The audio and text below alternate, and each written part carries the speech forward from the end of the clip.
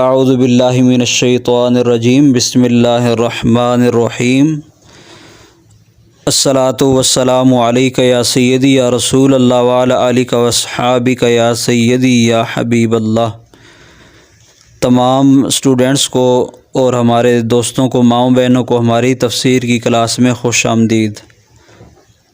آج جس آیت کا انتخاب کیا ہے وہ سورۃ بقرہ کی آیت نمبر 65 ہے۔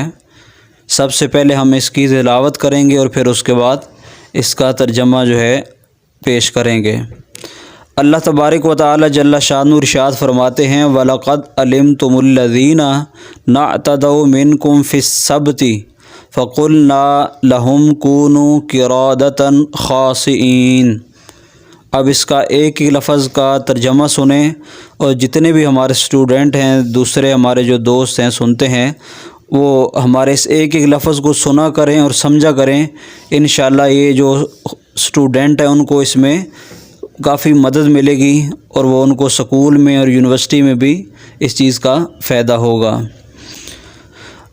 اللہ نے فرمایا وَلَقَدْ، واو کا معنی ہوتا ہے اور یہ ہم پہلے بتا چکے ہیں، اور لقد کا معنی یہ نیا لفظ ہے، یہ آپ سمجھ لیں۔ لقد کا معنی ہوتا ہے جس کے اندر کوئی شک نہ ہو، یہ اس کا بعض جگہ معنی ہوتا ہے تحقیق، اور تحقیق علمتم الذین، علمتم الذین ملا کے پڑھیں گے تو تم جانتے ہو ان لوگوں کو، تم علم رکھتے ہو ان لوگوں کا۔ جو اللہ زینہ لفظ ہوتا ہے اس کا معنی تو لوگ۔ نعتدوا منکم فی السبت، نعتدوا کا معنی ہوتا ہے حد سے بڑھ گئے، منکم تم میں سے، یعنی وہ لوگ تم میں سے، یعنی تم جیسے انسان ہی تھے۔ فی السبت، فی کا معنی ہوتا ہے میں، سبت کا معنی ہوتا ہے ہفتہ، ہفتہ عربی میں سبت کو کہتے ہیں، ہفتے والے دن میں۔ فقلنا، فا کا معنی ہوتا ہے پس، قلنا ہم نے کہا، کونو ہو جاؤ، قرادتن، قرادتن کہتے ہیں عربی میں بندر کو، خاسئین کا معنی ہوتا ہے دھتکارے ہوئے۔ اللہ نے فرمایا اور تحقیق بے شک تم ان لوگوں کو جانتے ہو جو حد سے بڑے ہفتے والے دن، اور پس ہم نے کہا ان کو کہ ہو جاؤ دھتکارے ہوئے بندر۔ اب اس کے اندر جو واقعہ ہے وہ اس کی تفصیل ہم آپ کو بتاتے ہیں کہ یہ واقعہ حضرت داؤد علیہ السلام کی قوم کا ہے، کہ حضرت داؤد علیہ السلام کی جو قوم ہے یہ اصل میں بنی اسرائیل کی قوم تھی۔ تو بنی اسرائیل کے قوم کے پاس حضرت داؤد علیہ السلام نبی بن کے تشریف لائے اور لوگوں سے کہا کہ اللہ کا یہ حکم ہے کہ تم جو ہے ہفتے کے باقی سارے دن ایک دریا سے مچھلیاں پکڑو، لیکن ہفتے والے دن تم نے مچھلیوں کو نہیں پکڑنا، بلکہ یہ دن خاص ہم نے اللہ کی عبادت کے لیے رکھا ہے۔ اس دن آپ نے اللہ کی عبادت کرنا ہے، اللہ کا ذکر کرنا ہے۔ اس دن تم کو ہم شکار سے منع کرتے ہیں، اور وہ دن تھا ہفتے کا۔ اب بہت ساری تفاسیر جب ہم پڑھتے ہیں تو ان میں بہت ساری روایات بھی ہوتی ہیں۔ بعض تفاسیر میں یہ آتا ہے کہ ان کو اس قوم کو جو حضرت داؤد علیہ السلام کی قوم تھی، ان کو شیطان نے ورگلایا اور یہ ہیلا دیا کہ تم اس طرح کرو۔ اور یہ بھی تفاسیر کے اندر ملتا ہے کہ اللہ کی قدرت تھی کہ ہفتے والے دن زیادہ مچھلیاں جو ہیں وہ جال کے اندر آتی تھی یا پھنستی تھی یا لوگوں کو زیادہ ملتی تھی، تو اس لیے وہ لوگ لالچ کرتے تھے، اور اللہ نے بھی ان پہ آزمائش ڈالی کہ کیا یہ میرے حکم کو مانتے ہیں یا نہیں مانتے۔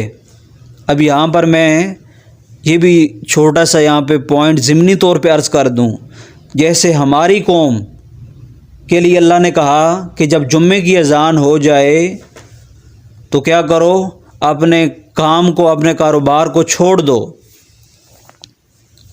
ٹھیک ہے، اور کیا کرو، اللہ کے گھر کی طرف چلے جاؤ، یعنی علماء نے لکھا ہے کہ جب جمعے کی اذان ہو جائے تو اس کے بعد کاروبار کرنا، اگرچہ وہ کاروبار جائز ہے تو جائز نہیں۔ تو ہمارے لیے صرف آدھے گھنٹے کی پابندی ہے، لیکن تقریباً بہت سارے مسلمان ایسے ہیں جو یہ پابندی نہیں کرتے، لیکن ہم پہ وہ عذاب نازل کیوں نہیں ہوتے؟ یہ صرف حضور کے صدقے کہ ہم حضور کے امتی ہیں، ہمارا حساب آخرت میں ہوگا۔ اللہ نے حضور سے وعدہ کیا کہ ہم آپ کی قوم کی شکلیں نہیں بگاڑیں گے جس طرح پہلی قوموں کی ہو گئی۔ تو ہمارے لیے یہ ہے کہ جب جمعے کی اذان ہو جائے اپنے کاروبار جو کر رہے اس کو ترک کر کے جمعہ پڑھو، پھر آ کے اپنا کاروبار کھول لو۔ تو ان کے لیے تھا کہ پورے ہفتے والے دن تم نے یہ جو مچھلیاں ہیں ان کو نہیں پکڑنا، اور اس دن صرف اللہ کے لیے مخصوص کر دو، اللہ کا ذکر اذکار کرو۔ پورا ہفتہ تمہیں اجازت ہے، بے شک پھر ہفتہ اتوار ہو، پیر ہو، منگل ہو، تم مچھلیاں پکڑتے رہو۔ اب انہوں نے کیا طریقہ اختیار کیا؟ یہ جمعے والے دن دریا کے ارد گرد ایک گڑھا بنا لیتے، جسے پنجابی اگر کہیں تو کھڈا کھود لیتے، اور پھر کیا کرتے کہ ہفتے والے دن جا کے اس دریا میں جو ہے نا ایک نالی بنا دیتے ان گڑھوں کی طرف۔ ہفتے والے دن، جمعے والے دن گڑھا بناتے اور ہفتے والے دن جا کے دریا کے پاس وہاں سے ایک نالی جو ہے ان گڑھوں کی طرف موڑ دیتے، اور موڑ کر کیا ہوتا کہ پھر وہ مچھلیاں وہاں سے تیر کر ان گڑھوں میں آ جاتی۔ اب یہ ہفتے والے دن وہ مچھلیاں نہیں پکڑتے، لیکن یہ مچھلیاں اتوار والے دن جا کے وہ جو گڑھوں میں مچھلیاں ہوتی تھی ان کو پکڑ لیتے۔ تو اب حضرت داؤد علیہ السلام نے ان کو منع کیا کہ یہ کام نہ کرو، لیکن وہ اللہ کی نبی کی بات انہوں نے تسلیم نہ کی، جب نہ مانی۔ اور پھر ان میں بھی روایات میں آتا ہے کہ 3 قسم کے لوگ تھے۔ ایک وہ لوگ تھے جو یہ کام کرتے ہی نہیں تھے، اور ساتھ ساتھ جو یہ کام کرنے والے تھے ان کو منع کرتے تھے کہ تم یہ کام نہ کرو۔ ان میں کچھ لوگ ایسے تھے جو یہ کہتے تھے کہ یہ جاہل ہیں، یہ گمراہ ہیں، ان کو سمجھانے کا کوئی فائدہ نہیں، کیونکہ انہوں نے ہماری بات کو سننا ہی نہیں ہے، بس تم اپنا کام کرو۔ اور اب ہمارے معاشرے میں بھی کچھ ایسے لوگ ہیں، لیکن افضل وہ ہیں جو دوسروں کو برائی سے روکتے ہیں۔ افضل وہ ہوتے ہیں خود نیکی کرتے ہیں اور دوسروں کو برائی سے روکتے ہیں۔ تو ان میں 2 گروہ ایسے تھے، اور ایک تیسرا گروہ تھا جو یہ کام کرنے والا تھا۔ اب گاؤں والوں نے، لوگوں نے ان کو سمجھایا، لیکن جب وہ نہ سمجھے تو پھر گاؤں والوں نے کیا کہا کہ ہم ان سے کنارہ کشی اختیار کر لیتے ہیں۔ انہوں نے ان لوگوں کے درمیان اور جو نہیں کرتے تھے ان کے گھروں کے درمیان ایک دیوار بنا دی، اور ان لوگوں کو الگ کر دیا کہ تم پر عذاب آ جائے گا اللہ کا، اس طرح نہ ہو کہ تم ہمارے ساتھ ہو اور اللہ ہمیں بھی پکڑ لے۔ اور انہوں نے اس گاؤں کے درمیان، اس گاؤں کا نام تھا ایلا، الف یہ لام الا، ایلا گاؤں تھا، یہ اس گاؤں کا نام تھا۔ تو اس گاؤں کے اندر پھر دیوار بند گئی، اور لوگ جو ہے آدھے ادھر اور آدھے ادھر۔ اب جب انہوں نے اس بات کو تسلیم نہ کیا، لوگوں نے بھی سمجھایا، اللہ کے نبی داؤد علیہ السلام نے بھی سمجھایا، پھر کیا ہوا کہ ایک رات کو جب وہ اپنے گھروں میں گئے سو وہ باہر نہ نکلے۔ جب لوگوں نے دیکھا جا کے ان کو کہ بڑے دیر ہو گئی ہے، آج بستی کے اس سائڈ سے وہ جو نافرمان ہیں اس طرف سے کوئی بھی نہیں نکلا، تو جب وہ جا کے ان کو دیکھتے ہیں تو ان کی شکلیں جو ہیں وہ بندر کی ہو گئی ہیں۔ اب وہ تھے تو انسان، لیکن اللہ کی نافرمانی کی وجہ سے، اللہ کی بات تسلیم نہ کرنے کی وجہ سے، شیطان کی اور اپنے نفس کی پیروی کرنے کی وجہ سے، کہ ان کو اللہ تعالیٰ نے جو ہے وہ بندر بنا دیا۔ اب یہاں بھی بچوں 2 روایات ہیں۔ ایک روایت یہ ہے کہ جو ان کے جوان تھے ان کو بندر بنا دیا، اور جو ان کے بوڑھے تھے ان کو خنزیر بنا دیا۔ لیکن زیادہ قوی بات یہی ہے، کیونکہ جو قرآن ہے وہ قرادتاً کہہ رہا ہے، یعنی اس کا معنی تو بندر بنا دیا، تو زیادہ قوی بات یہی لگتی ہے کہ سب کو بندر بنا دیا۔ اب وہ بندر کیسے تھے؟ اب بندر ایسے تھے کہ وہ دوسروں کی باتوں کو سمجھ سکتے تھے لیکن خود کچھ بول نہیں سکتے تھے۔ جب ان کے رشتہ دار ان کے پاس جاتے، وہ اپنے رشتہ داروں کو پہچانتے اور ان کی طرف اشارے کرتے اور کہتے کہ دیکھو ہماری یہ کیا حالت ہو گئی ہے، ہمیں اللہ نے کیا بنا دیا ہے۔ پھر ان کے جسموں سے ایک عجیب سی بدبو آنا شروع ہو گئی۔ اب جو لوگ ان کے پاس، ان کے رشتہ دار جا رہے تھے، انہوں نے اس گندی بدبو کی وجہ سے انہوں نے بھی جانا چھوڑ دیا۔ اور اسی طرح وہ 3 دن تک اپنے گھر میں رہے، اور 3 دن کے بعد روایات میں آتا ہے کہ وہ سارے کے سارے لوگ ہلاک ہو گئے اور وہاں ہی وہ مر گئے اور گل گئے اور سڑ گئے۔ اب یہاں پہ یہ بات بتانا ضروری ہے، اب کچھ لوگ کہتے ہیں کہ یہ جو آج کل بندر ہیں یہ وہی کوئی نسل چلتی ہوئی آ رہی ہے، اور ہمیں بچپن میں بتایا جاتا تھا کہ یہ جو بندر ہوتے ہیں معاذ اللہ، یعنی ہم نے اس طرح باتیں سنی بچپن میں، انہوں نے توے پہ جو روٹیاں پکانے والا ہوتا ہے اس پہ انہوں نے پیشاب کیا، کوئی ہمیں بتاتا تھا کہ انہوں نے تھوک پھینک دی، تب ان کو جو ہے نا اللہ نے بندر بنا دیا ہے۔